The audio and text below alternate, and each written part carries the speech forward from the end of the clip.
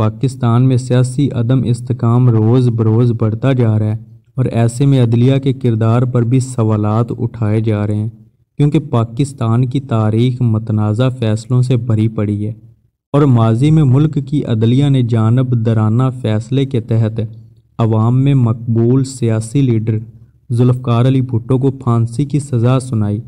اور اس عمل میں پیش رہنے والے جسٹس مولوی مشتاق کا جنازہ بھی تاریخ کا حصہ بن گیا۔ لاہور ہائی کورٹ کے چیف جسٹس مولوی مشتاق ذوالفقار علی بھٹو کے خلاف نواب محمد احمد خان قصوری کے قتل کا مقدمہ سنانے والی بینچ کے سربراہ تھے۔ مورخین بتاتے ہیں ذوالفقار علی بھٹو نے نظر انداز کرتے ہوئے مولوی مشتاق کو چیف جسٹس نہیں بنایا تھا،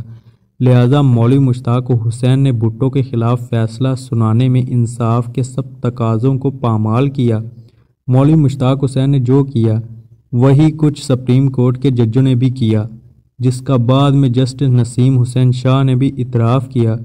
بھٹو کے ساتھ ناانصافی ہوئی، اور اداکار شاہد بتاتے ہیں کہ جسٹس مولوی مشتاق کا ذوالفقار علی بھٹو کے خلاف تعصب ڈھکا چھپا نہیں تھا۔ میں نے انہیں بھٹو کی پھانسی روکنے کی درخواست کی، لیکن وہ نہ مانے، اور انتقال کے بعد جب مولوی مشتاق حسین کا جنازہ جا رہا تھا تو میں بھی اس میں شریک تھا۔ اداکار شاہد بتاتے ہیں کہ اس جنازے پر شہد کی مکھیوں نے حملہ کر دیا اور جسٹس نسیم حسین شاہ سمیت ان سب ججوں کو مکھیوں نے کاٹا جنہوں نے بھٹو کو سزائے موت دی تھی۔ اس وقت صورتحال یہ ہو گئی تھی کہ لوگ جنازہ چھوڑ کر بھاگ گئے تھے، شاید یہ اس فیصلے کا رد عمل تھا۔